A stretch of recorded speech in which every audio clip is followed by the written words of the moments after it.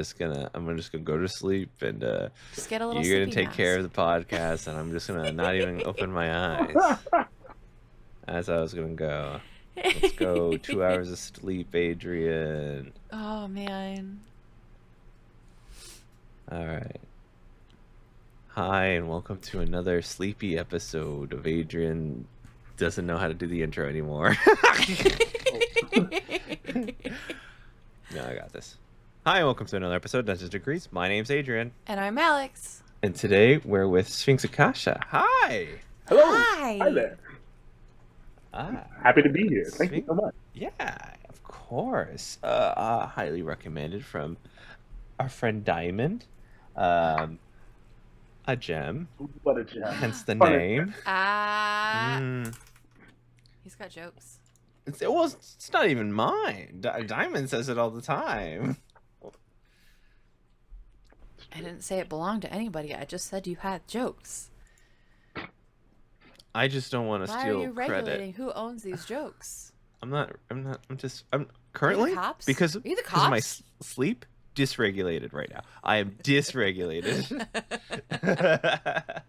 Also, no. ACAB. It was also like 4th of July yesterday, so Yeah. this is literally the first time I've been in an area where there are multiple sets of fireworks all around me, Ooh. which was crazy. Which was wild. Yeah, I live in the neighborhood where that is kind of the theme every year, and it's like, and I have animals, and you can guess how that goes. Yep. It's Yep. I just got one really skittish dog who just like cries at every door. Like, oh, no. doesn't want to stay there. Will hide under a bed, but once a noise happens again, wants to escape again. Just like kind of runs between rooms and bodies, essentially. Stop. That's Rue. Diana just has like this big like tongue out, just like heavy panting, and like, yeah, it's nervousness. I mean, there's nothing I could do. I'm sorry, babes. We found this kind of I guess it's a drug. Let's just call it what it is. This guy's dog treats, like anti-anxiety drug. Give it to them early enough, and they'll just. And so we gave it to Gallifrey at around 5-ish, I want to say. Right around the time that the fireworks started, because there's also like parades and stuff that happen throughout the area, and it didn't take right away, but eventually he was kind of like, okay, but he was not as nervous this year, but the nerves were still there, and you could tell that the drugs were doing what they were meant to do, but also his brain was also like, it's still happening. I don't like it. Oh my goodness. Also, by the way, a dog named that name, Rosie, the name is great. Because of Doctor Who. And she's a little Yorkie, like she is in that one episode. Oh, right? Oh no, that's sweet. I love that. Yeah, right before everything happens, Yeah. To Rose, thank you. Gallifrey's a pit bull Staffordshire mix. Just a big old head. Big old head, sweet big head boy.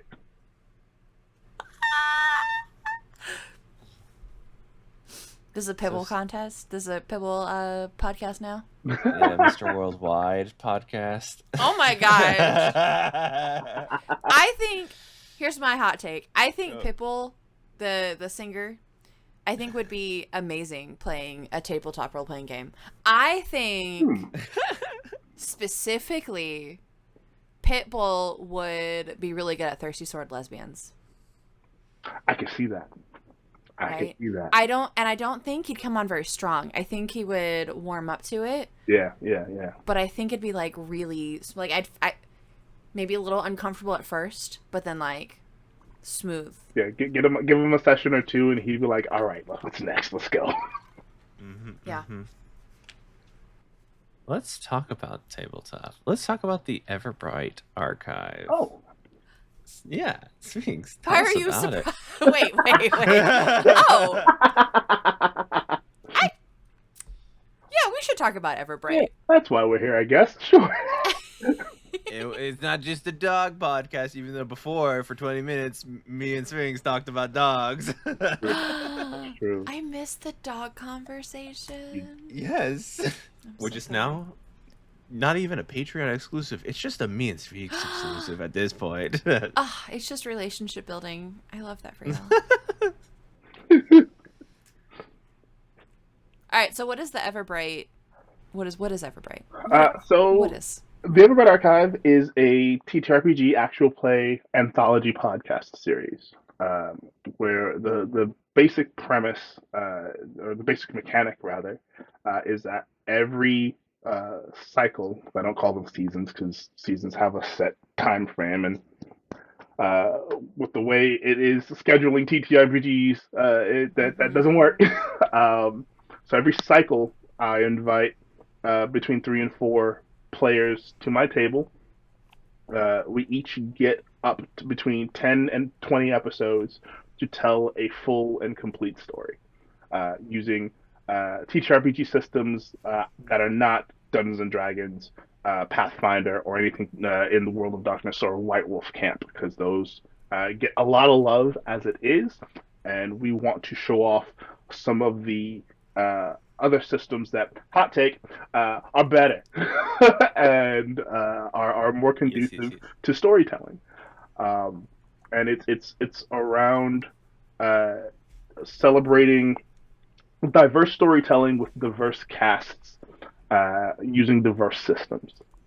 And it's this particular cycle, it was decided is a contest as I want to say 2021, when I kind of ventured into becoming a content creator. There was that weird time where everyone was giving each other or themselves titles during the whole like bad boy of D&D TikTok era.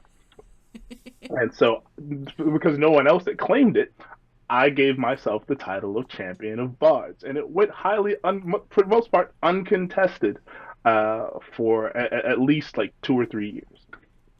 And then one of the members of my current cast was like, "Hey, you call yourself the Champion of Bards? Was there some kind of contest? Was it how did you acquire that?" And I'm like, "You know how I acquired this. You know, like I think that you should be challenged." And I'm like, "Well, maybe I should be.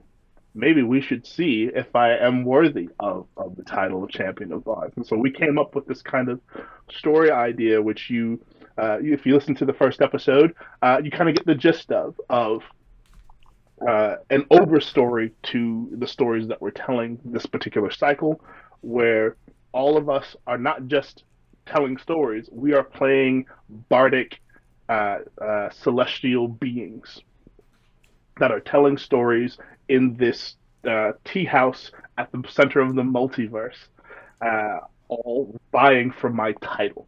So it's going to be a matter of whether I keep my title or whether the other 3 get to take it. And we're going to have a vote via like Discord and some other things. We're still figuring out how the voting is going to work.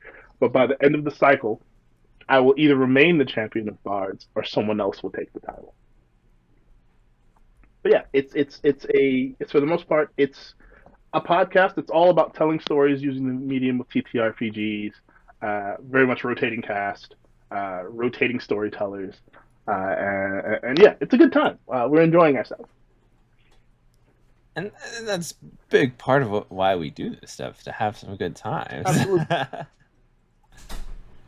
Are any of the people vying for this position also like musicians? Not that I'm aware of.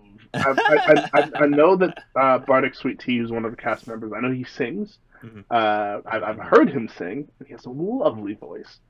I don't know if so. The other 2, we started out with 4, and Sucky Cope unfortunately left due to some other commitments and things that they had to be a part of, and you know, wish them the best. They're still avid supporter of us.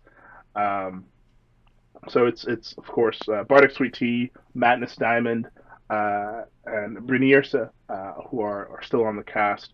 And I know that they all have like musical sensibilities, but whether they are actual musicians, at all. I don't think so. I know one of Diamond's partners is a musician, so they have that going for them. Yeah. I don't know. It's Listen, if they come for your title, you just like, listen, I'm on Spotify. Look at that. I mean, yeah, we can start justifying the different creative avenues in which you get to keep the Champion of Bard title. So just move the plate, like the ending goal. Like, just keep moving it. You are the champion right now, so if somebody's gonna out champion, it's like the Settlers of Catan longest road, right? right. I have the longest road. I get to keep the title. You can have the same as me, but if I build another road, then I'm still the champion. I'm still the longest road. So you can meet me, but I'm gonna keep pushing it. I'm gonna keep pushing. I mean, that's fair. And I mean, given my contributions to the show so far, because I'm also the composer for the series, so all of the music that you hear in the show, that's your boy. So the answer was yes. The answer is yes. You are a little bit of a musician. oh There's yeah, some musicality in there. oh yeah, absolutely. Okay. Okay. Yeah, went to school for it. Went to school to started off as like a classical vocalist, and then switched majors to musical composition because I wanted to write film scores, and that never happened. So now I'm doing this. So Still putting in the work. yeah, Still creating, and using that university education. I mean, we just got to start murdering them, right? Hans Zimmer, what does he need? He doesn't need any more money. He's fine. Yeah. He's still running on those Lion King credits, right?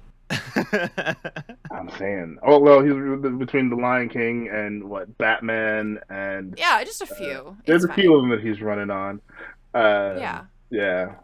We're just gonna start murdering them, right? Why? Once they start dying, then those jobs, because those jobs are opening up. That's all I'm saying. Okay. Well, we could just maybe maim them. I don't think we need to kill them.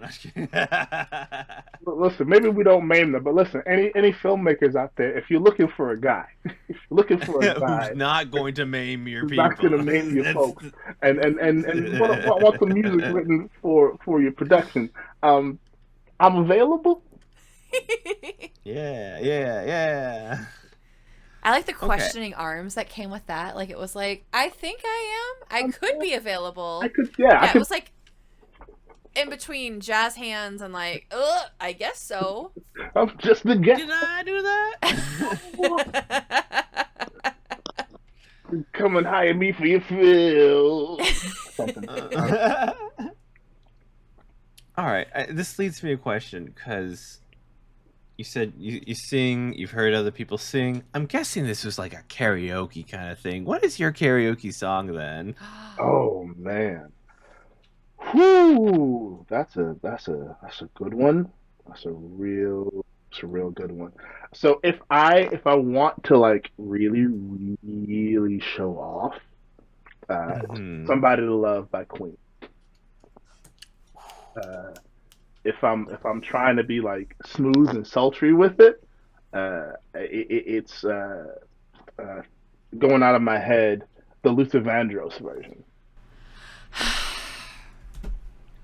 That's incredible. I have no feelings towards that song at all. No. That's wild. I can see that. The water definitely not welling up in your eyes. No, I'm just drinking water for nothing. Adrian, what's your karaoke song? Oh, listen, my favorite. Okay, I love the Queen. Under Pressure is just so fun because of the beat up uppas. I love Under Pressure. What's another one that I like singing? Ooh, Mr. Brightside's pretty good. Okay. Okay. Yeah. A lot of like early thousands like You're really trying to get everybody singing at emo. one time. Like, you said I'm not singing Listen. by myself. I'm gonna show you that I actually know this song, but for most songs, I kind of remember. Thank goodness everything's up on the screen, because I have like an approximate knowledge of what it's supposed to say. Like if it says it's outside and I say out there, because my mind doesn't remember exactly what the words were, but has the understanding, I tend to do that. That's So fair. the wording up there is a blessing for me as someone that doesn't remember a lot. What about yourself? Absolutely not. What do you mean absolutely not? Absolutely not. You're I do not karaoke. Disney I adult. don't. How do you not have a song or something? No. No what? So here's the thing. I'm here. In the day and age when we were all developing our love of karaoke, Mm-hmm. okay, I was in theater. And not only was I doing theater, I was doing theater in the music department. Okay, so when I went out to karaoke, it was like legit music students, vocal performance students, where everything needed to be 100%. And I said, I know where my talents lie. They are not here. So I will. Man, you've been scarred. Yeah, I won't. I refuse. I can't. And I will close up. I have such a fear of singing in public that I stop being able to identify any notes. That's crazy because at the end of every episode, you do a little. I do. Like that's on your way to singing. You're My like minor is a I have a vocal performance minor. Like, I took enough classes at Tech to qualify. At least that part. And no, I. Mm-mm. Not even. I think it's the next step in our friendship is to break that. I won't. I don't. I just didn't. I don't. I start to hear myself, and I'm like, "That's wrong," and so then I'm like, and then I lose it. I lose it entirely. Yeah. I can understand that to a degree because like even now, like if I record myself singing and then I listen back to it, I'm like, that's not my voice. That's not what Absolutely it sounds not. like. I don't like. That's- I don't like. I've got to redo this again. Mm-mm. I won't. I'm gonna make you start editing these episodes, Alex, just to get used to your voice. No, please don't. And I'm gonna talk less. Ugh. I think House of the Rising Sun would probably be the only one that I would consider, but it's very low. That's still a good one. That's fine. It's Yeah. really- Don't Stop Me Now by Queen is my like car singing song. Yeah. So And then like- Bohemian Rhapsody is a classic, but that's like a Bohemian group Rhapsody is classic. so long. It's long, but it's worth it. It's good. There was this. I worked at this camp, and that was like before the kids came. We would just belt that out. Like all the camp counselors would belt that out just to kind of hype ourselves for the kids coming in that week. Yeah, especially if you get people who know how to harmonize and all the parts where you should harmonize. It's just. I'm a sucker for it. I'm gonna tell you right now, those camp counselors, so we're not those people. Here for a good time. Yeah. We're here to just yell at whatever and act goofy and just look at each other in the eyes and you can grab each other's shoulders and just sing at each other. Belt in no uncertain terms. We're just gonna belt this at each other. These kids are going to be rough. We know this every week, and this is our only solace before it happens. So let's just have it. It's your hype song. Yeah. It was a good time. It was a good time. Nice. What got you into the TTRPG space? Oh man. Well, I had taken kind of a break from TTRPGs in college, and because I used to do lots of World of Darkness LARPing and stuff back in New Orleans, and moved here into the Pacific Northwest, and got married and all that good stuff. And I needed a hobby. I was driving my wife crazy. And it so happened that one of my coworkers uh, started to run a Pathfinder game, and I had never played Pathfinder before, um, and so wound up learning Pathfinder first edition, and it was a really really good time. And then got into like a couple of other home games and had fun with that. But the Pathfinder game was kind of the main game that I was involved in, was the most consistent. And then I switched jobs and was no longer able to do that game, so I started running games myself in 4E, which I don't care what anybody says, 4E is valid. I enjoyed the hell out of 4E. It was a great time. Um, and so ran my first like long form campaign in fourth edition. Uh, we eventually, when that campaign ended, about 4 years later, kind of took another kind of break, uh, and then decided after listening to like my first few episodes of like Critical Role and uh, Acquisitions Incorporated, back when Chris Perkins was still running it, and Will Wheaton was like a semi-regular cast member. Hmm. I was like, this seems fairly easy to do a podcast. Let me look into what it would take to do that, because I already, as a musician, I already had all this equipment, uh, Yeah. and so started ordering more microphones and uh, ordering things, and got like friends that I knew in the area. They're like, hey, you guys have the two of them had played with me in my previous campaign, and the other four were brand new to D&D. So I'm like, cool. We're all learning fifth edition, and this is just how it's gonna roll. And so that's what eventually became Agents of the Circle, uh, and it that was my entry into the space, just kind of running this campaign, uh, starting in what 2018, when our first episode aired as a podcast, and then got into we go into the pandemic, and we start recording over Zoom and stuff, and my daughter discovers TikTok. And discovers the D&D TikTok compilations that we post on YouTube, and she pulls me in and is like, "Dad, check that out. You could do that." And I'm like, "I don't know. That seems like a lot. Like you like dressing up in costumes, though, Dad. This will be fine.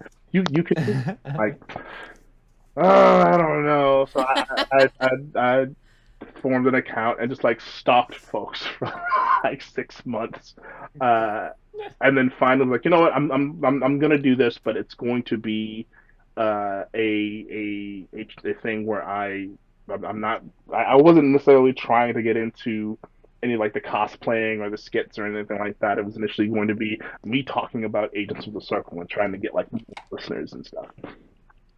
And that lasted not that long, because I eventually made a character and did a thing,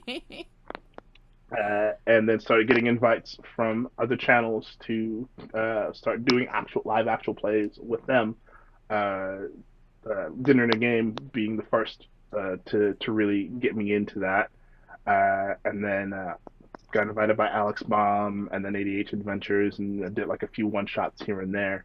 And then eventually got invited by ADH Adventures to bring Agents of the Circle to live streaming. And so we did that for like the final, I think, 3 years of our show. We were on ADH Adventures, uh, while also recording and still being a podcast as well. So yeah, and the rest, as they say, is current.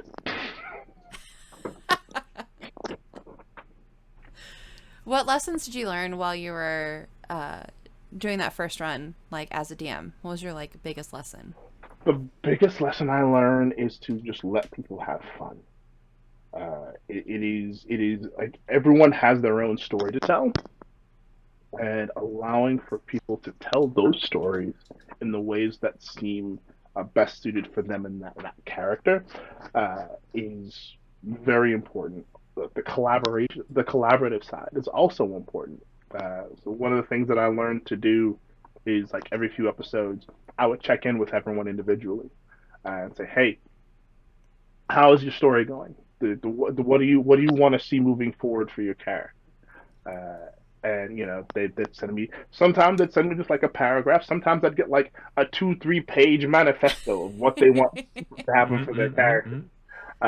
And it's honoring all of those choices, while daunting, is also one of the coolest things I think you can do as a DM, because it gives all of your players that agency to be what they want, and to give them those moments where they can shine. Some players weren't as interested in shining so much as others were, but still giving them that opportunity, giving them those moments where they could exude main character energy, quote unquote, are very important. I also learned that giving your characters weird dreams, or giving your player characters weird dreams, and freaking them out in those ways, lots of fun. Lots of fun. It's like that, like a method of like rolling behind the screen and just like, might mean something, might mean nothing, Yeah, kind might of mean thing. something, might mean nothing. Yeah, like my favorite moment in Agents of Circle was we have a character Ozma, who is kind of like a piratey rogue type character, and I asked her permission, her player's permission before we did this. I'm like, listen, I'm gonna alter your backstory just a bit. Here's what I'm thinking, and she read that and she was like, yes, let's do this.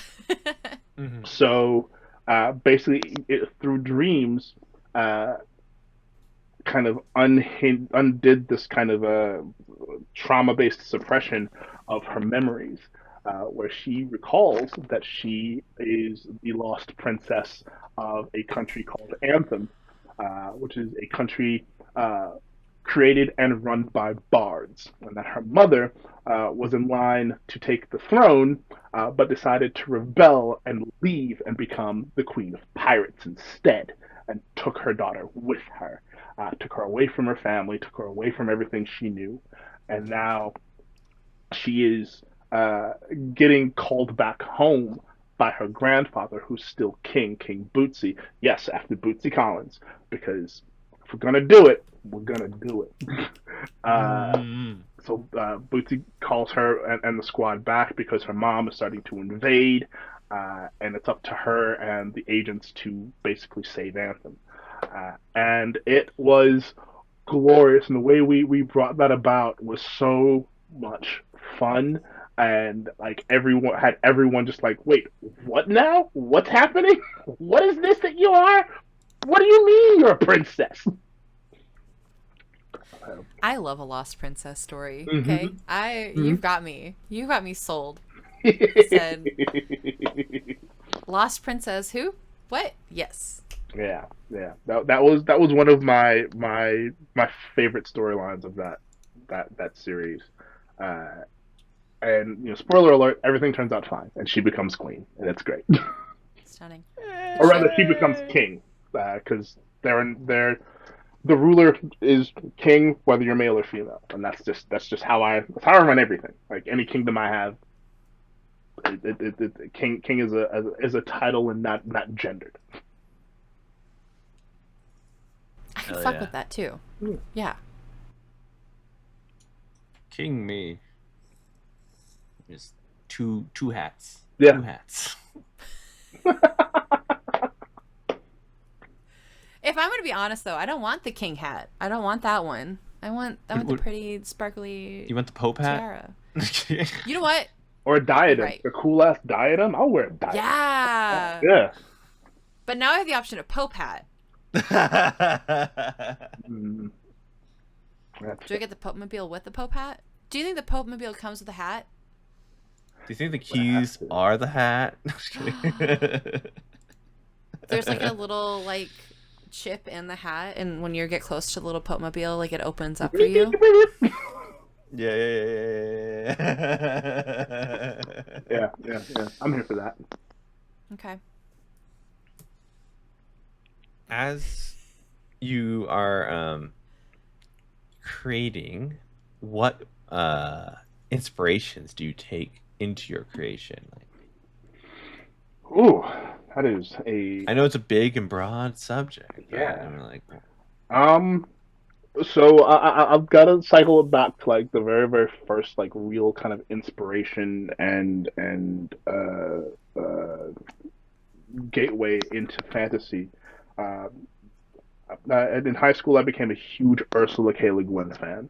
The Wizard of Earthsea was my doorway in, and that entire Earthsea cycle was kind of, for me, it set the standard of what fantasy should be, and how like the way magic should be run, and what it all means, and uh, responsibility to both yourself and the world, and how that magic system kind of very much illustrates that, right?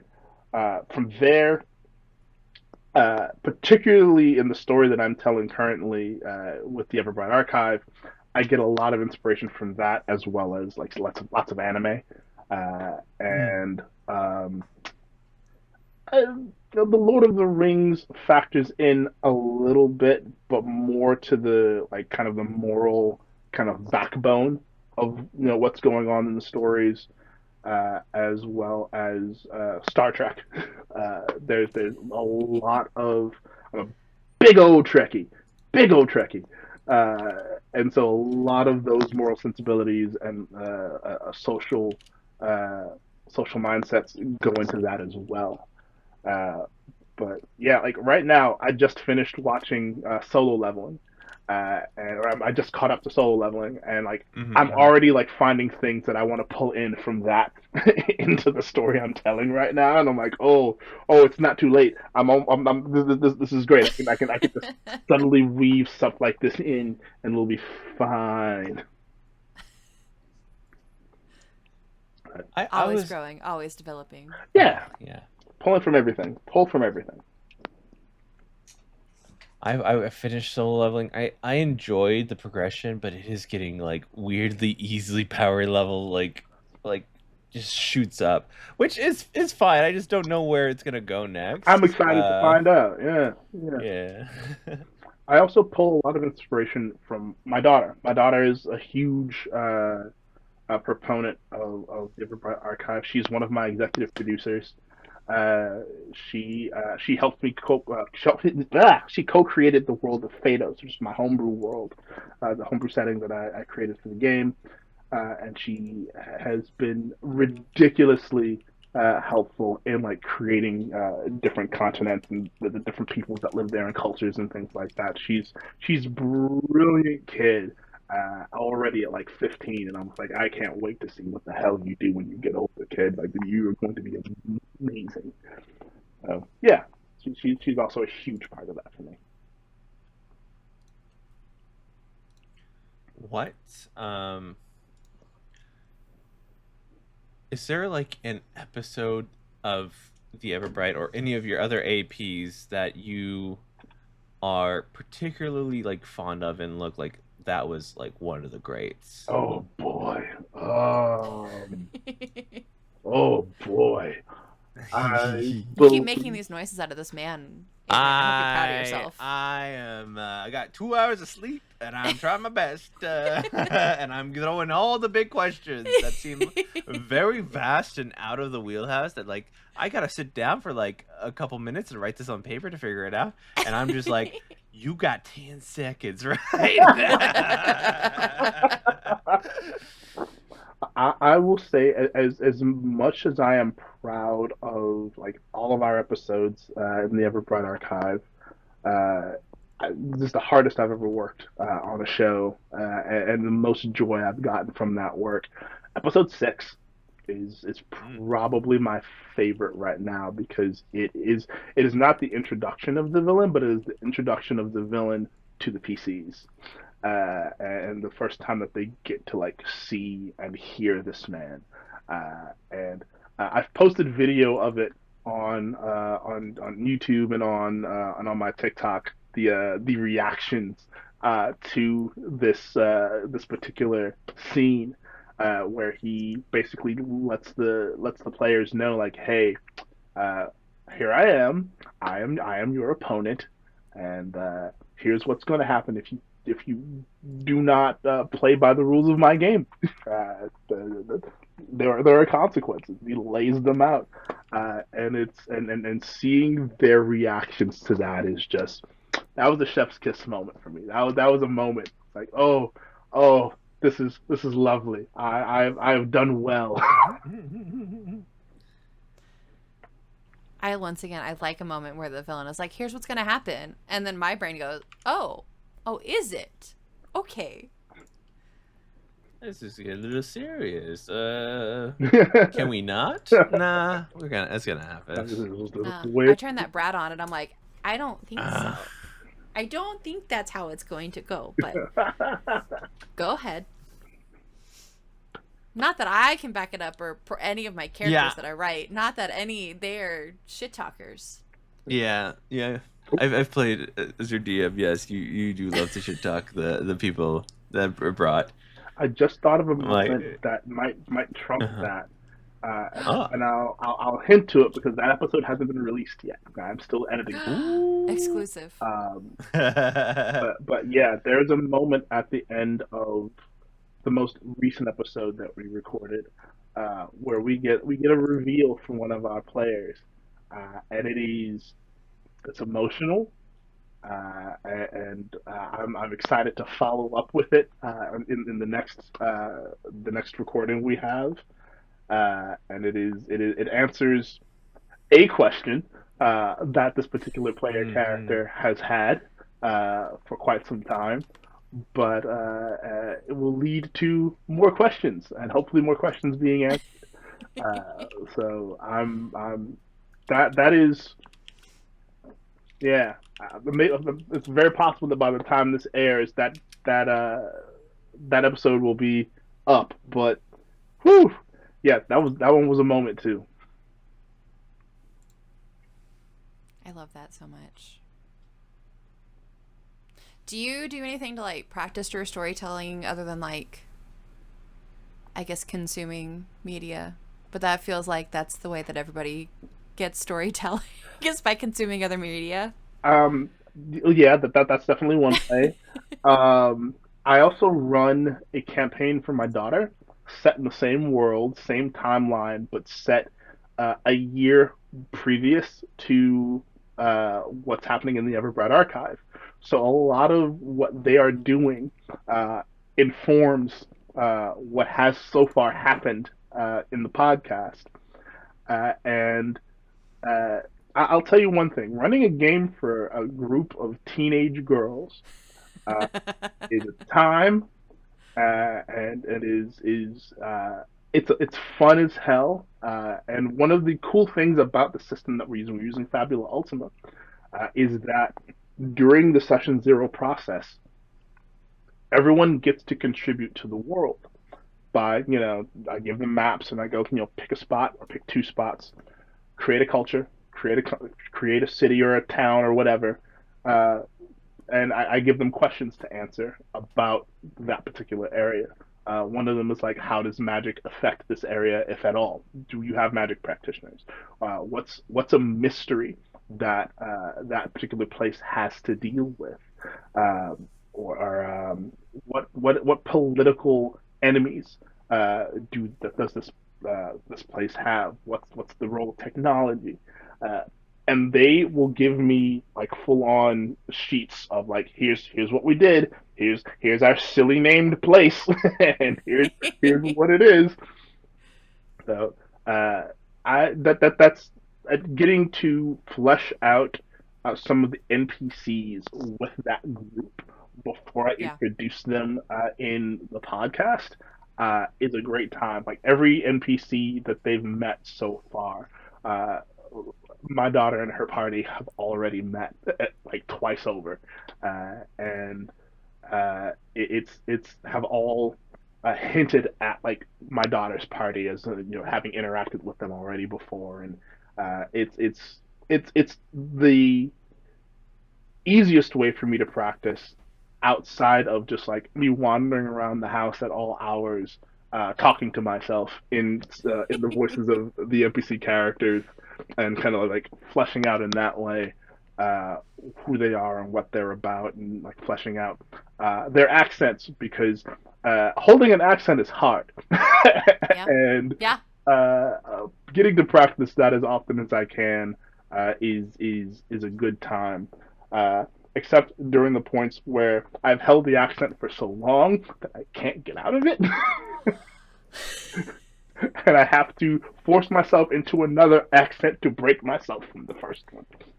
You have to find the tertiary accent to return you back to factory. I love that so Yeah. much. I also I think it's so incredible how the different ways our loved ones end up in these games. Like, if that is not a complete love letter to your child, I don't know what would be, right? Like, even getting to, maybe it's not the exact right NPC that you're interacting with, but like, you have this media recorded, and like, now she could just go listen and she'd be like, I remember when we did, and Yeah.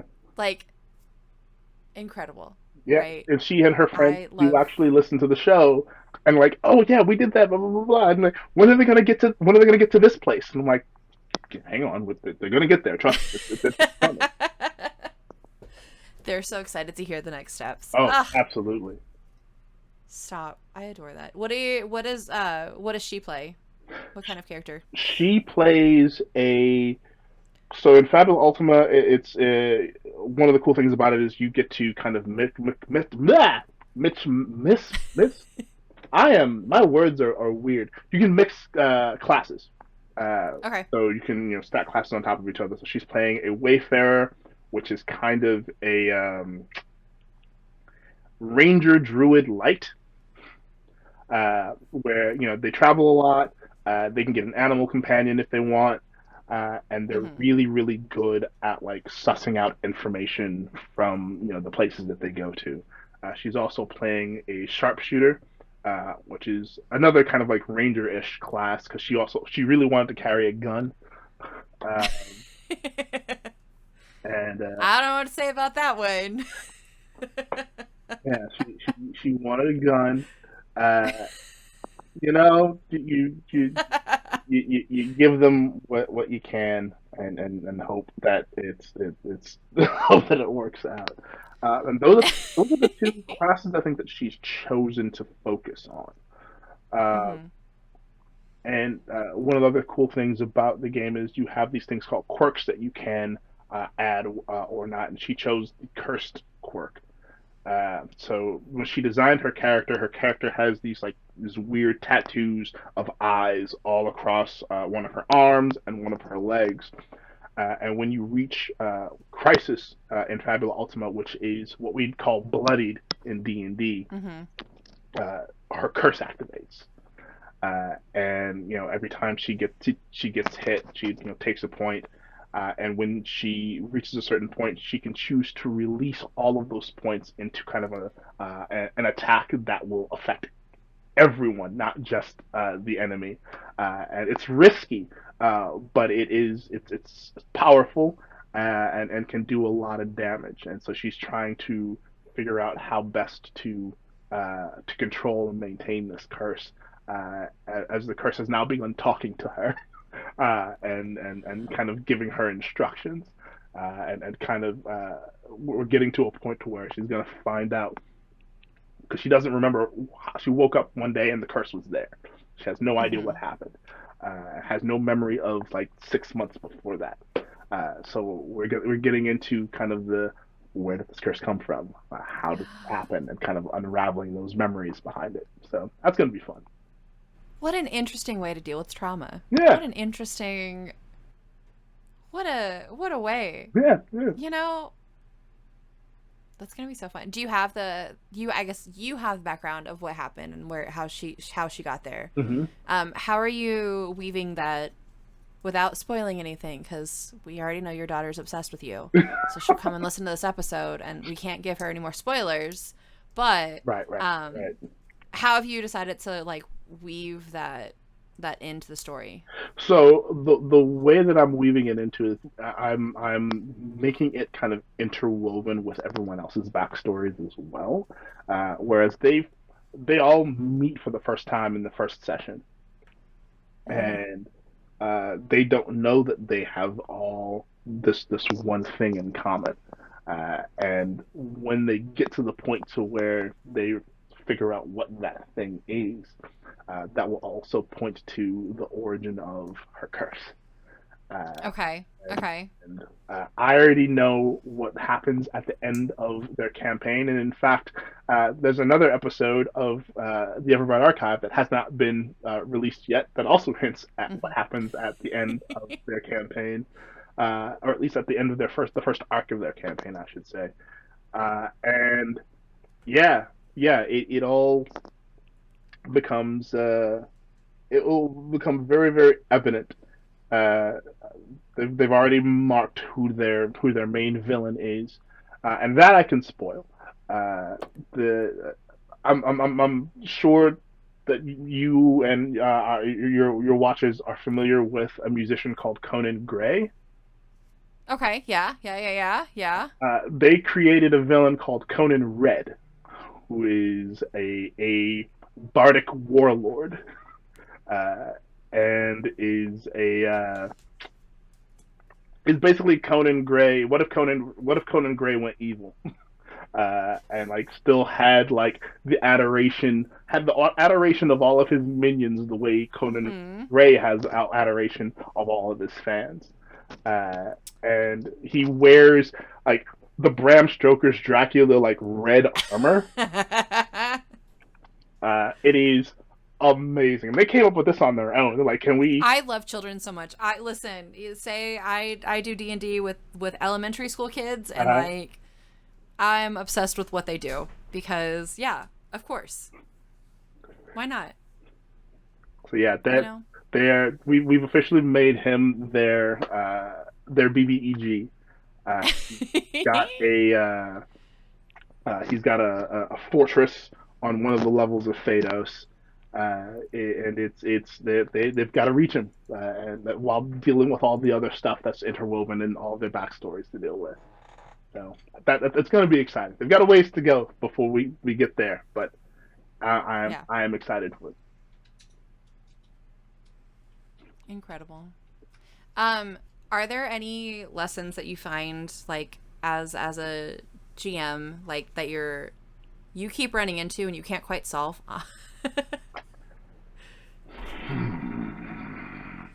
Are you just perfect and wonderful and I wish I got everything could put together? say that I was perfect. I'm not. I'm not. I'm far from it. Um, but I would say, uh, and I feel like this is the bane of every GM, DM, storyteller, or whatever name you want to put to it. Uh, Scheduling.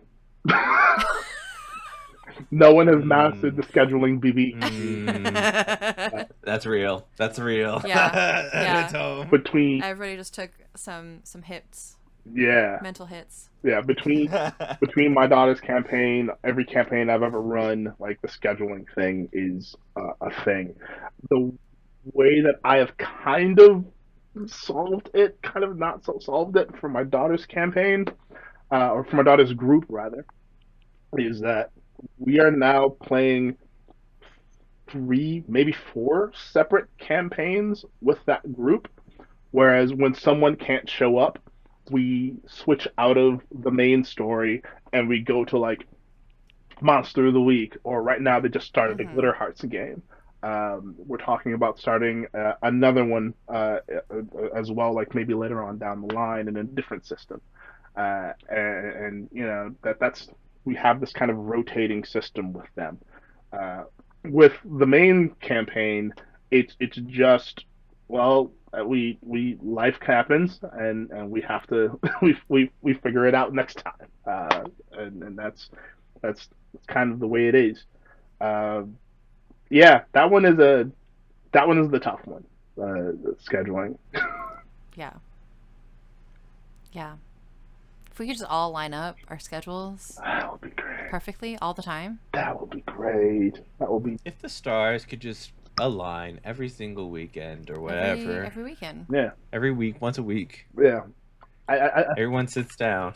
I think the main issue is the time zone issue. Everyone being in different time zones and work and all that stuff. Because, I mean, I've just recently re-entered in the world of employment after being out for almost a year, and that has severely strained a lot of the games that I've been in. Where it's like, well, if we can we start like a half hour late? Because I won't be home by the time you guys want to start. Want to be here. Yeah. So. Yep. I feel the scheduling. I'm a teacher, so like, I've got time galore right now, but I'm moving. So we've been. This weekend's activity is painting. Wow. But painting incorrectly. No, just kidding. Oh no. I feel like there have been shots fired just now. Dear listener, let me give you a life lesson. Just one, okay? That I didn't think that I was ever going to have to learn. When you go buy paint and you get the little card, you know what color you want, okay? Make sure it's the right color. Because sometimes at the Lowe's or whatever, they will scan the wrong color, and they will scan the color in the middle, which is not the color you wanted, but still good color nevertheless. When you need extra paint because you were just a quart short, and you go back to the same exact store that you went into, make sure that the colors match. Because what had happened is I got a full gallon of paint. It was not the color I wanted, but it was close and it was good enough. But I needed a quart. And so when I went back to the store, they gave me the color that I originally wanted. So we did all of the edging on the top, the hard parts that were left to reach. And then we touched up paint throughout the rest. So it looked like a child had taken paint and just scripted it all over it. Oh no. And like a little here and like a little here. And we both try to gaslight ourselves and say, oh, it just hasn't dried yet. Or, oh, it's really humid today, and maybe that's why it's a different color. Not. They are two different colors. So when my partner went and checked the cans, because we both had them, he was like, do you want the good news or the bad news? And I said, no. They were the wrong colors. They were not the same colors. They were not. Nope. Was the good news that you got your original color? The good news is that we got the original color, and all of the hardest parts that had been painted were painted with that color. Right. The bad news is that the majority of the wall was painted in the wrong color. Oof. So, just check your paint. Just check it. Always a good idea. Always a good plan. Yeah. You will never need that advice until it's wrong. You will never. You could run your whole life. I could run my whole life not knowing that I needed to check the paint because I trusted people. But once again, capital P people have let me down. You said PP. Sorry. Anyways. I did. We also went back, and the person that gave me the paint, the wrong paint, was working, and I was like, I'm here because of you. You did that. I didn't say anything. You just stare at him. I just said, can I have this color, please? But I knew in my heart that he was the reason why it fucked up. Oof. So yeah, just check your colors, dudes. Check your colors. Check your colors. Check your privilege. Sorry. You're right. I am complaining about paint color. The state of the world.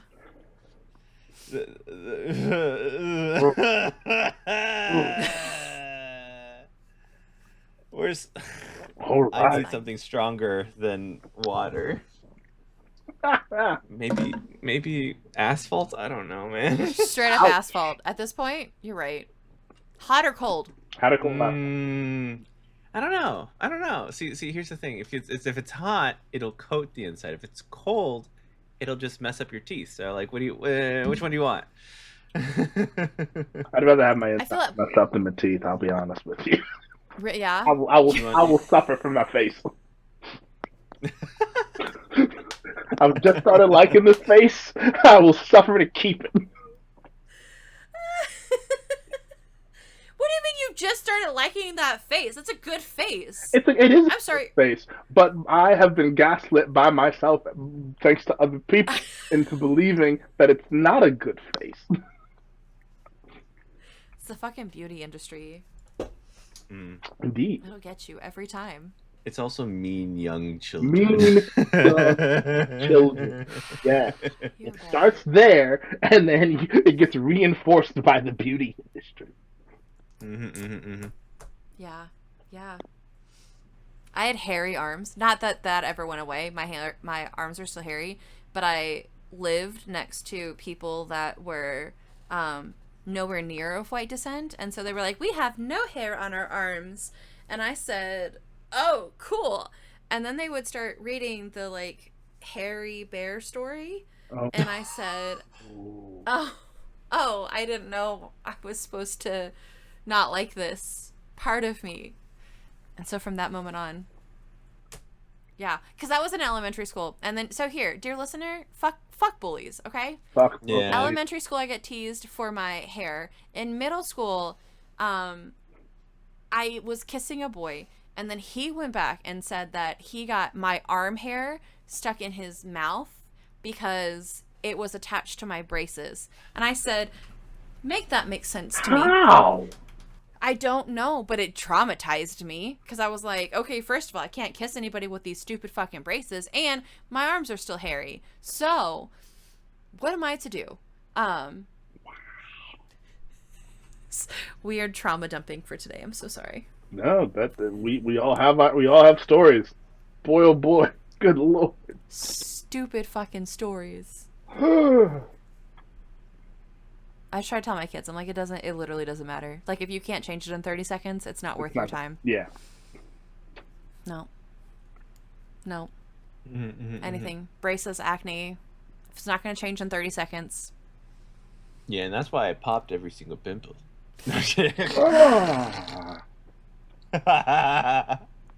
It's not good. It definitely left a little bit of scarring. Don't do that. You gotta keep your face clean. Do that preventative. I grew up with a parent that was obsessed with popping my pimples. So, yeah, it was not a good time. So, yeah, that hit me in a deep place. Yeah, okay. Hit you in the childhood. Gotcha. Hit you straight in the childhood. Right in my childhood. Whoopah! Oh no! Not in my childhood. Real quick, did we ask what Sphinx's first character was? Sphinx, what was your first character? Ooh, my first ever character. Yeah. I believe he was a tiefling sorcerer. Ooh. Magenta-skinned tiefling sorcerer. How's that journey into like queerhood? It's been great. It actually came out last year. Hello. I'm so sorry. The magenta tiefling doesn't miss. It doesn't miss. Not at all. So yeah, it was great. It was a good time. I'm sorry to put you on blast. We're No, strangers in this world, but it's fine. It's a trap. It's a trap every time we ask that question. We should start writing a book, Adrian. What's the book? Just the stereotypes of like your first character. That's a bad book. Why don't No, I okay, don't maybe not. want my name on the book. Time out. Maybe it's more of like those horoscope posts on Instagram where it's like, if it's trashy and everyone knows it's trashy, yes, I think I could do that. Yeah. But if it's like, actually, scientifically, no. We have if you're a paladin or a cleric, religious trauma, and that's on something. I forget what the saying is. Oh no, that's on facts. So if you're a wizard, then there's what? Educational trauma? Is that what that is? I would. But nobody's first character is a wizard. Like, not yet. Not that we've met yet. we have not met. Like rogue. Rogues. Was a goody two shoe. So like I was like, oh, I know what bad or edgy looks like. Yes, I was kind of not a good person. Not like a good person, but not like socially inept at a young age, and then I got better, okay? That's just growing. That's on growing, everybody. Yeah. That's legit. That's funny. But yeah. Still love a good rogue. Yeah. Do want to take down the government, but that's just because life did that. It's not the rogue's fault. No, I when I play my characters, I tend to try to not play to stereotype. So like the one time I played a rogue, he was the happiest dude. He was just a happy little guy who wanted to take down a corrupt government. He had no trauma. He was just like, I've been trained for this. My parents are still alive. They're great. We have a great relationship, but fuck this government because they want to take everything that we've earned. So we're gonna kill them. 100% understand. Fuck the government. Fuck the government. I do at some point want to play a barbarian whose rage comes from the fact that there are so many stupid people out there. Like I want to play a high intelligence barbarian. Yeah. Get so mad when people like use words incorrectly. Like that's his rage. What do you mean you believe that? That's not based in science. I had a barbarian that their weapon was just a large book, and just like because he wasn't like affluent, like it had like the nice clothes, he kind of had that like kind of distressed and just kind of farmer stuff, but he was still well read. But every time he was made fun of, he'd just go into a rage and just smack people with a book. That's kind of Brynjolf's character in the Everbright Archive right now. In the last story, she is a teacher. They're all teachers, but her weapon is a book that can turn into an axe or a shield. And right now, it's a dual shield that she just wails into people. What do you mean you don't know this? I love that. It's a good time. I have so many more ideas right now. Somebody let me play in their campaign, please. Somebody let me play. Please. You gotta get moved first, and then you gotta survive Gen Con, so... You're right. Oh my gosh. That's why I haven't asked you to do anything else. I know, I appreciate you so much, because I would have said yes. I know you would, and that's why I don't ask. Take the people out of pleasing, but you can't take the... Never mind. Nope. Sphinx, where can they find you?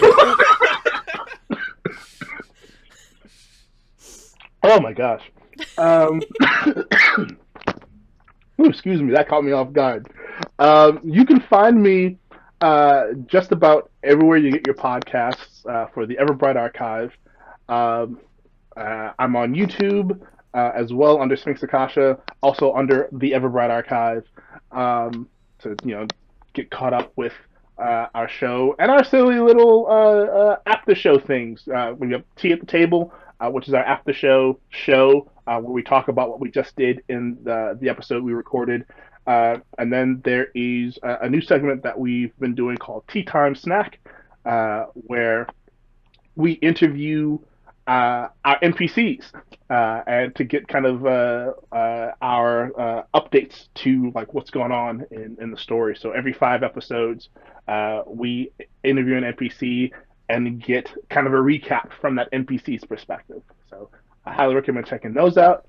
You can normally find me with Dinner and a Game, but they're on hiatus right now. It's like Ray's got some things going on, playing in Emerald Sanctums, which is our Tuesday World of Darkness game. And then, gosh, it's been so long I've forgotten the name. Oh, Kingdoms of Mist is our Wednesday game, where I play Valestein O'Call, who is a Kalashtar bard sorcerer.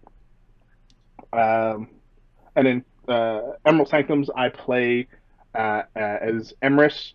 He is a mage uh, who owns a bookshop slash tea shop. He just kind of wants to be left alone, but he also just found out that he is the Merlin, or is the reincarnation of Merlin, and has been thrust into kind of universe shaking stuff. He just wants his fiance just moved in with him, and he just wants to be a guy who runs a tea shop, but now has all this responsibility thrust on him, Just along leave with the that other man alone. characters. It's like, Leave yeah, that man alone. let him drink tea and have a good time. Ugh. You can also find me with ADH Adventures, playing in Heroes Arc, where I play Raziel. Oh, jeez, I have to remember his full name. Raziel Michelangelo Draconis Jahari the 72nd. He is a necromancer and just recently found out, or just recently got his memories back, where he has been revealed to be the lost prince, now lost king of the nation of Ukondish. Think Wakanda, but with dragons. So that's a cool thing. There's also what's the other show that we do on Saturdays?